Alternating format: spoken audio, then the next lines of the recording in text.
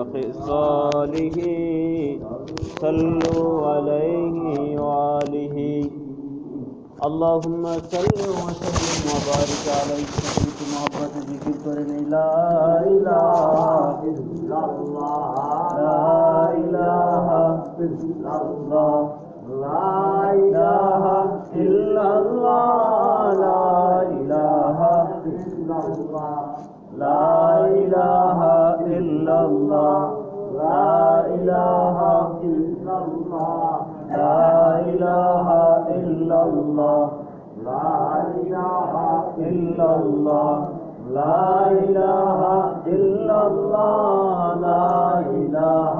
इल्लल्लाह ला इलाहा इल्लल्लाह ला इलाहा इल्लल्लाह ला इलाहा इल्लल्लाह मुहम्मदुर रसूलुल्लाह सल्लल्लाहु अलैहि वसल्लम। मुअज़्ज़ज़ मुहतरम वाजिबुल एहतराम पवित्र जुमाর নামাজ আদায়ের লক্ষ্যে সম্মানিত মুসল্লিয়ান কিরাম, সর্বপ্রথমেই আমার সালাম গ্রহণ করুন। আসসালামু আলাইকুম ওয়া রাহমাতুল্লাহি ওয়া বারাকাতুহু। সমস্ত প্রশংসা মহান রব্বুল আলামিনের জন্য, যেই মহান রব্বুল আলামিন আমাদেরকে শত ব্যস্ততাকে পিছনে ফেলে রেখে দিয়ে মহান রব্বুল আলামিনের হুকুম পালন করার লক্ষ্যে পবিত্র জুমার দিন, সপ্তাহের শ্রেষ্ঠ দিন, সাইয়্যিদুল আইয়াম, আল্লাহ পাক রব্বুল আলামিনের হুকুম অনুযায়ী আমাদেরকে যে মহান রব্বুল আলামিন মসজিদে আসার বসার তৌফিক দান করেছেন, সেই মহান মালিকের দরবারে সকলে একবার শুকরিয়া আদায় করে বলি আলহামদুলিল্লাহ। লক্ষ কোটি দুরুদ আর সালাম পেশ করছি আল্লাহর সৃষ্টির প্রধান আকর্ষণ, বিশ্ব মানবতার মুক্তির দূত, রাহমাতাল লিল আলামিন, সাইয়্যিদুল মুরসালিন, শাফিউল মুজনিমিন, আমিনুল উম্মাহ, উম্মতের কান্ডারি। বিজ্ঞানীরা যে নবীকে বলেছেন তিনি হলেন সর্বশ্রেষ্ঠ বিজ্ঞানী, দার্শনিকরা বলেছেন তিনি হলেন সর্বশ্রেষ্ঠ দার্শনিক। মহান রব্বুল আলামিন যে নবীকে বলেছেন আফদালুল বাশার, মানুষদের ভিতরে সর্বশ্রেষ্ঠ মানুষ হলেন মুহাম্মাদুর রাসূলুল্লাহ সাল্লাল্লাহু আলাইহি ওয়াসাল্লাম। আল্লাহ তাআলা আমাদেরকে সেই নবীর উম্মত হিসেবে কবুল করেছেন, এই জন্য সকলে আরেকবার শুকরিয়া আদায় করে বলি আলহামদুলিল্লাহ। সম্মানিত হাজিরিন, পৃথিবীর মাঝে মহান রব্বুল আলামিন তিনি মানুষকে সৃষ্টি করেছেন একমাত্র তার ইবাদত করার জন্য। আল্লাহ বলেছেন ওমা খালাকতুল জিন্না ওয়াল ইনসা ইল্লা লিয়াবুদুন, হে মানুষ, তোমাদেরকে আমি আল্লাহ তাআলা সৃষ্টি করেছি, তোমরা একমাত্র আল্লাহ রব্বুল আলামিনের ইবাদত বন্দেগী করবে। অন্য আয়াতে আল্লাহ তাআলা স্পষ্ট ঘোষণা করেছেন ইয়া আইয়ুহান নাস, হে মানুষ সকল, নাসুবুদু, আল্লাহর ইবাদত করো। ইয়া আইয়ুহান নাস উবুদু, হে মানুষ সকল, তোমরা আল্লাহর ইবাদত বন্দেগী করো। অন্য আয়াতে আল্লাহ তাআলা বলেছেন ওমা উমিরু ইল্লা লিয়াবুদুল্লাহ মুখলিসিনা লাহুদ্দিন, আমি আল্লাহ তাআলা তোমাদেরকে হুকুম করতেছি তোমরা একমাত্র আল্লাহর সন্তুষ্টির জন্য তার ইবাদত বন্দেগী করবে। হাজিরিন, আমরা সেই মহান রব্বুল আলামিনের সাথে ওয়াদা করে এসেছি। পৃথিবী যখন সৃষ্টি হয় নাই তখন আল্লাহর সাথে সমস্ত মানুষ একটি ওয়াদা করেছে। কয়টি ওয়াদা? এবং সমস্ত নবীরা আরেকটি ওয়াদা করেছে। এই দুইটি ওয়াদা যাকে বলা হয় মিসাকান নবী, আরেকটা হলো মানুষের সাথে অঙ্গীকার। আল্লাহ তাআলা পৃথিবীর মানুষের রূহকে সামনে এনে বলতেছেন আলাস্তু বিরাব্বিকুম। পৃথিবী যখন সৃষ্টি হয় নাই তখন আল্লাহ তাআলা মানুষের রূহকে জিজ্ঞাসা করতেছেন আলাস্তু বিরাব্বিকুম, হে মানুষের রূহরা তোমরা বলো আমি কি তোমাদের প্রভু নয়?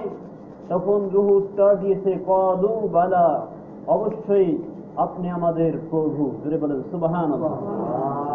অন্য আরেকটা অঙ্গীকার হলো সমস্ত নবীদের রূহকে সামনে এনে বললেন হে নবীর রূহরা তোমরা শোনো, তোমাদের মাঝে এমন একজন নবী আসবে যে আসার পরে তোমাদের নবুয়তি শেষ, তোমাদের রিসালাতি শেষ, তোমাদের সমস্ত দাওয়াতি কাজ বন্ধ, তোমরা তার উপরে ঈমান আনবে, তাকে সাহায্য সহযোগিতা করবে, তখন নবীরা বলেছিল অবশ্যই আমরা তার উপর ঈমান আনবো, তাকে সাহায্য সহযোগিতা করবো। ধরে বলেন সুবহানাল্লাহ। এই কারণে রাসূল সাল্লাল্লাহু আলাইহি ওয়াসাল্লাম আসার পূর্বে যারা ঈসা নবীকে মানছে তারা নাজাত পাবে, কিন্তু রাসূল সাল্লাল্লাহু আলাইহি ওয়াসাল্লাম আসার পরে ঈসাকে মানুক, কোরআন মানবে, হাদিস মানবে, কিয়ামত মানবে, জান্নাত মানবে, জাহান্নাম মানবে, সব মানবে, আল্লাহকে এক জানবে, কিন্তু একমাত্র বিশ্ব নবীকে মানবে না, তারা নাজাত পাবে না। যাই হোক, আমরা অঙ্গীকার করেছিলাম আমরা একমাত্র আল্লাহর গোলামি করব। এই জন্য আমাদেরকে সর্ব অবস্থায় আল্লাহর ইবাদত বন্দেগীতে কাটানো উচিত। বান্দা যখন আল্লাহর গোলামি থেকে দূরে চলে যায়, বান্দা গুনাহ করে, তখন ওই বান্দার অন্তরের ভিতরে একটা কালো দাগ পড়ে যায়। এই কারণে আজকে রজব মাসের তৃতীয় জুমা আলোচনার বিষয় নির্ধারণ করেছি তওবার গুরুত্ব। বান্দা যখন গুনাহ করে তার অন্তরের ভিতরে একটা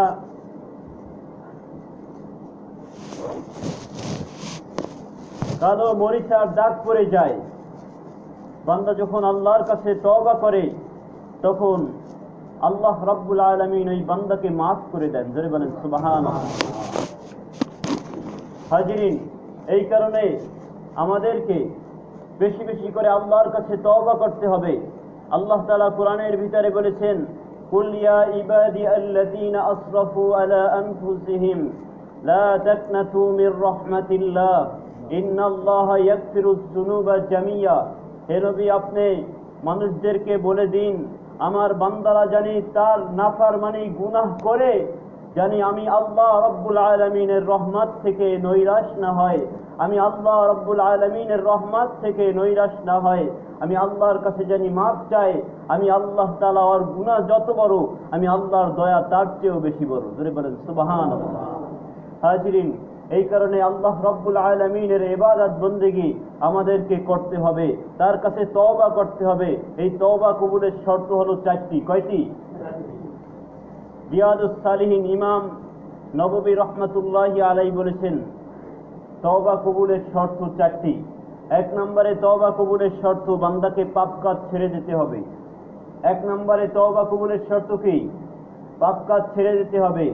দুই নম্বরে তওবা কবুলের শর্ত ওই পাপ পুনরায় আর করব না এই বলে আকাঙ্ক্ষা করতে হবে। তিন নম্বরে নিজেকে লজ্জিত হতে হবে। আল্লাহ নবী সাল্লাল্লাহু আলাইহি ওয়াসাল্লাম বলেছেন, বান্দা নিজেকে লজ্জিত হয়ে যখন আল্লাহ রাব্বুল আলামিনের ভয়ে তার এক ফোঁটা চোখের পানি নাকের ডগায় আসার মুহূর্তে আল্লাহ তাআলা বলে, বান্দা তোর এক ফোঁটা চোখের পানি নাকের ডগায় আসছে, আমি আল্লাহ তাআলার রহমতের দরিয়ায় ঢেউ সৃষ্টি হয়ে যায়, আমি আল্লাহ তাআলা ওই বান্দাকে আর মাফ না করে পারি না। আল্লাহ বলতেছেন, মান আতানি মাশিয়ান আতাইতাহু হারওয়ালাতান। বান্দা তুমি আল্লাহর কাছে আল্লাহ রাব্বুল আলামিনের সন্তুষ্টির জন্য মাফ চাওয়ার জন্য এক ফোঁটা চোখের পানি যদি তোমার নাকের ফোঁটায় চলে আসে, আমি আল্লাহ তাআলা ওই বান্দাকে মাফ করে দেই। জোরে বলেন সুবহানাল্লাহ। নবী সাল্লাল্লাহু আলাইহি সাল্লাম বলেছেন, গরুর দুধ দহন করে কি করে না?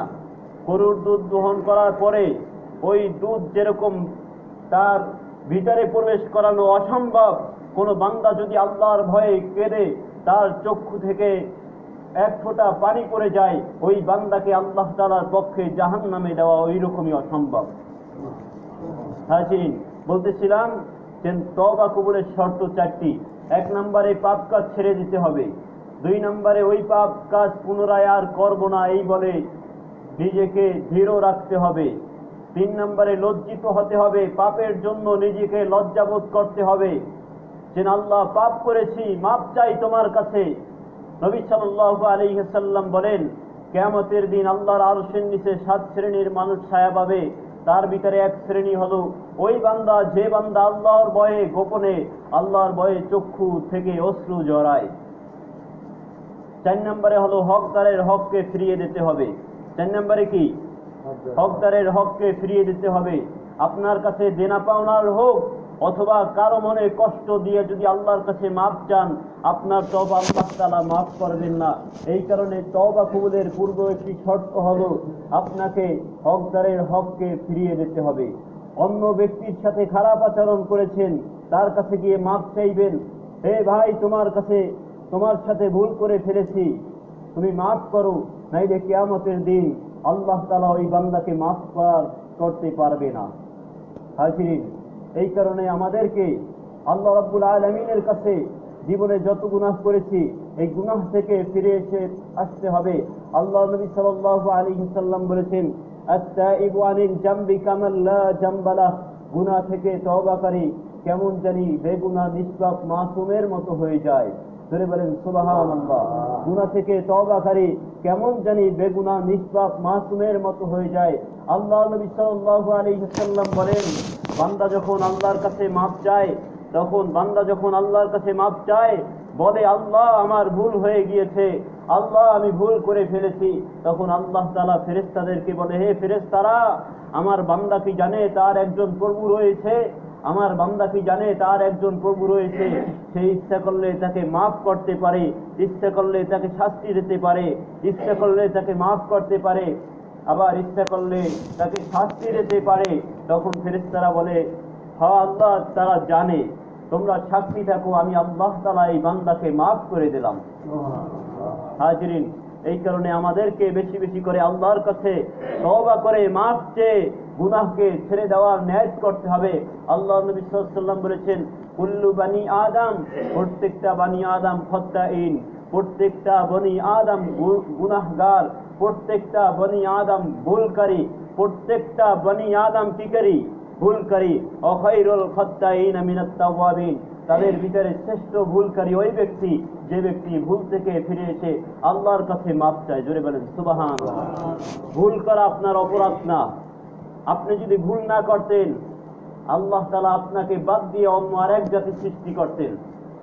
হাদিসের ভিতরে রয়েছে, ভুল করা আপনার অপরাধ না, কিন্তু আপনার ভুলকে আপনি স্বীকার করতে হবে, ভুলকে ভুল বলে মানতে হবে, তাহলেই আপনি হবেন শ্রেষ্ঠ বান্দা।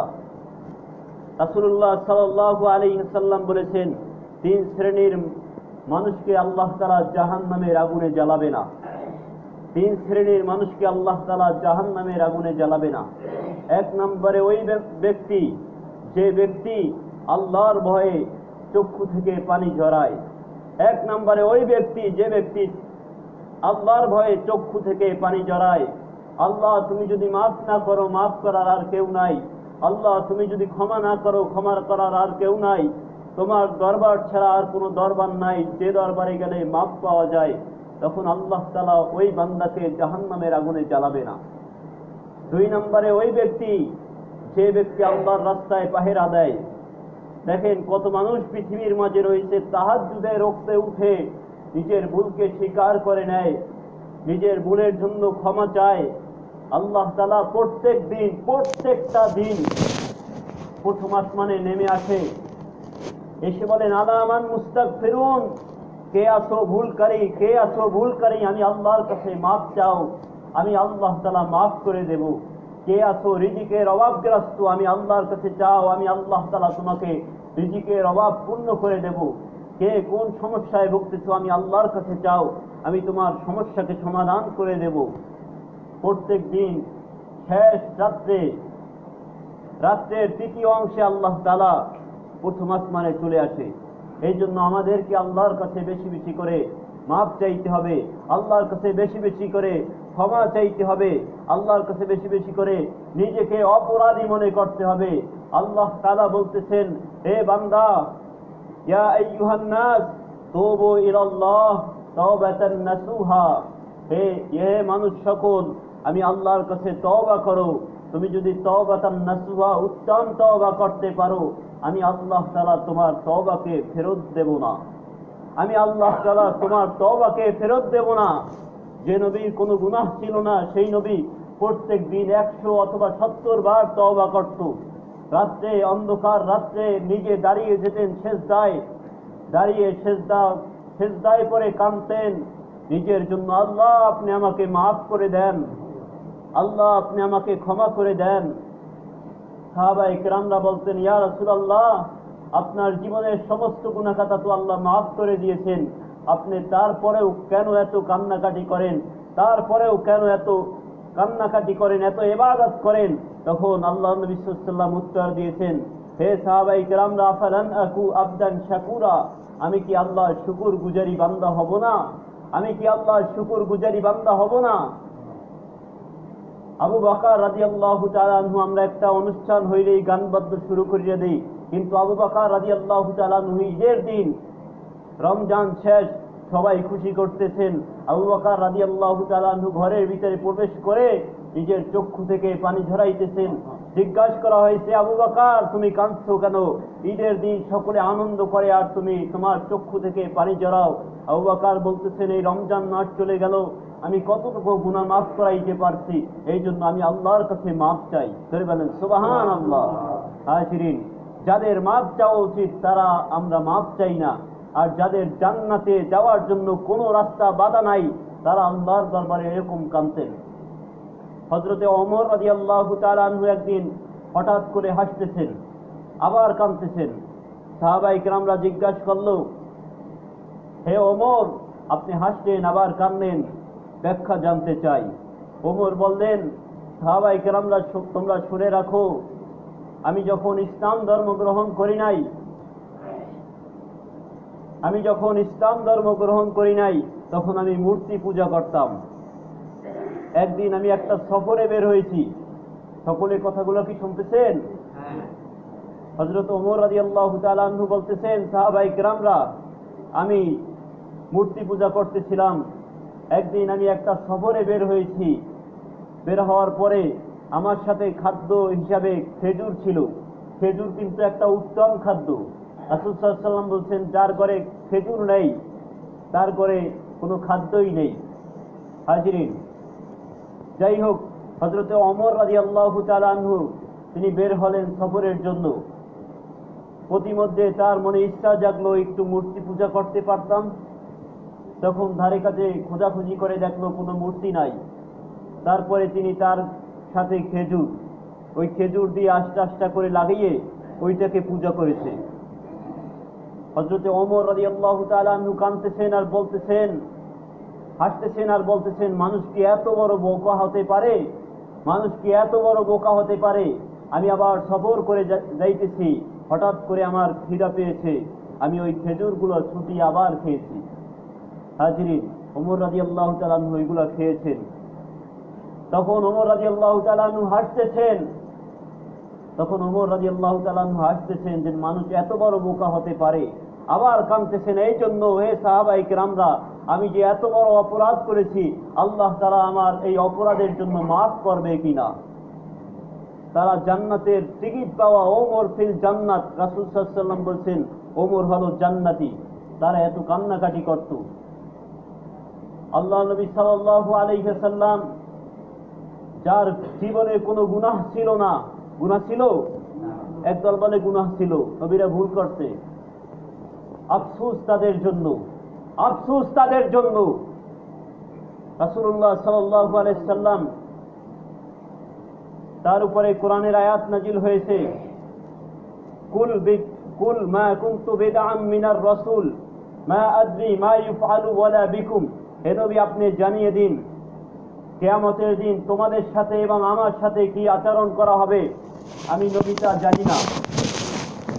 তখন সাহাবায়ে কেরামদের ভিতরে কান্নাকাটির রোল পড়ে গেল, যে যার জন্য সবকিছু ছাড়লাম, বাড়ি ছাড়লাম, গাড়ি ছাড়লাম, সবকিছু ছাড়লাম, সে যদি কিছু না জানে তাহলে তার জন্য এত কিছু করলাম কেন? তখন আল্লাহ তাআলা আয়াত নাজিল করে দিলেন, সূরা ফাতিহা আয়াত নাম্বার 3, লিয়াগফিরা লাকাল্লাহু মা তাকাদ্দামা মিন যামবিক। হে নবী, আপনার পিছনের সামনের গুনাহ খাতা আমি আল্লাহ তাআলা মাফ করে দিয়েছি। তাকে যদি আমি বলি নিরক্ষর, তাকে যদি আমি বলি তার গুনাহ ছিল, রাসূল সম্পর্কে আহলুস সুন্নাত ওয়াল জামাতের আকীদা, তার পশম নিয়ে যদি কেউ বেয়াদবি করে তার ঈমান চলে যাবে। হাজিরিন, খেয়াল রাখতে হবে। বক্তা বিশাল বড় স্টেজে উঠে রাসূলকে হামতান বলে, রাসূল সাল্লাল্লাহু আলাইহি ওয়াসাল্লামকে নিয়ে বেয়াদবি করা, আল্লাহ তাআলা কখনো তাকে ছাড় দেবেন না। এটা আল্লাহ তাআলার ওয়াদা, দুনিয়ায় আখিরাতে তাকে লাঞ্ছিত করবেনই, করবেনই, করবেনই।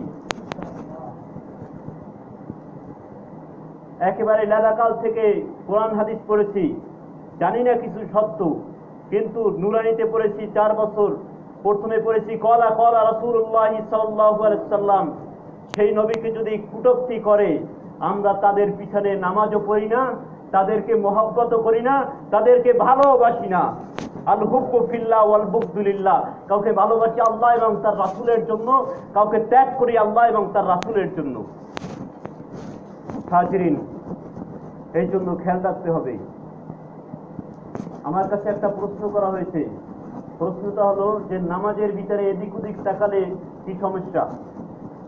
রাসূল সাল্লাল্লাহু আলাইহি ওয়াসাল্লাম আনাস রাদিয়াল্লাহু তাআলা আনহুকে বলেছেন, হে আনাস, তুমি তোমার নামাজের সময় তোমার দৃষ্টিকে সিজদার দিকে রাখবে। কোন দিকে? যখন বান্দা নামাজের ভিতরে এদিক ওদিক তাকায়, এরকম আছে না নাই? যখন এদিক ওদিক তাকায় তখন আল্লাহ তাআলা তার রহমতের দৃষ্টিটা ফিরিয়ে নেন।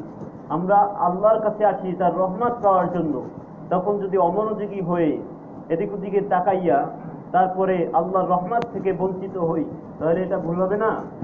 এই জন্য আমাদেরকে বেশি বেশি করে আল্লাহর কাছে মাফ চাইতে হবে, আল্লাহর কাছে বেশি বেশি করে ক্ষমা চাইতে হবে। আল্লাহ রাব্বুল আলামিনের নবী সাল্লাল্লাহু আলাইহি ওয়াসাল্লাম কোন বৈঠকে বসলে বলতেন, রব্বিক ফিরলি, আল্লাহ আপনি আমাকে মাফ করে দেন, অথবা আলাইয়া, আমার তওবাকে কবুল করে নেন, ইন্নাকা আনতাত তাওয়াবুর রহিম, কেননা আপনি হলেন সবচেয়ে বড় তওবা কবুলকারী। ইন্নাল্লাহা ইউহিব্বুত তাওয়াবিন, আল্লাহ তাআলা বলেছেন আমি তওবাকারীকে পছন্দ করি। আল্লাহ তাআলা তওবাকারীকে কি করে? পছন্দ করে। বান্দা যখন আল্লাহর কাছে মাফ চায়, হাদিসের ভিতরে রয়েছে, দেখেন মরুভূমির উদাহরণ দিয়েছে আল্লাহর নবী, মরুভূমির উদাহরণ দিয়েছে আল্লাহর নবী। তার চেয়ে বিজ্ঞ কি পৃথিবীতে ছিল? নবীর চেয়ে বিজ্ঞ ছিল পৃথিবীতে? আসবে? আসবে? আসবে না। যাই হোক, নবী সাল্লাল্লাহু আলাইহি ওয়াসাল্লাম বলেছেন, আল্লাহ তাআলা ওই বান্দার প্রতি এতটা খুশি যে বান্দা মরুভূমির ভিতরে, তখন তো গাড়ি ঘোড়া ছিল না, রাসূলের যুগে গাড়ি ঘোড়া ছিল? গাড়ি ঘোড়া ছিল না। ওই গাড়ি ঘোড়া যখন ছিল না, মরুভূমির যুগে রাসূল সাল্লাল্লাহু আলাইহি ওয়াসাল্লাম উদাহরণ দিতেছে। মনে করেন এখান থেকে ঢাকা, একজন লোক উটের পিঠে চলে ঢাকার উদ্দেশ্যে রওনা দিয়েছে। দেওয়ার পরে সে মাঝ বরাবর গেল, যাওয়ার পরে তার শরীরে একটা ক্লান্ত ভাব আসলো। আসার পরে উনি কি করলো? একটা গাছের সাথে উট বাঁধলো। বাঁধার পরে তিনি ওই উট রেখে তারপরে বসে ক্লান্ত সহিত আস্তে আস্তে করে ঘুমিয়ে পড়ল। ঘুম থেকে উঠে দেখে তার উটও নাই, পাশে খাদ্য রাখা ছিল, খাদ্যও নাই। ওই বান্দার অবস্থা কি?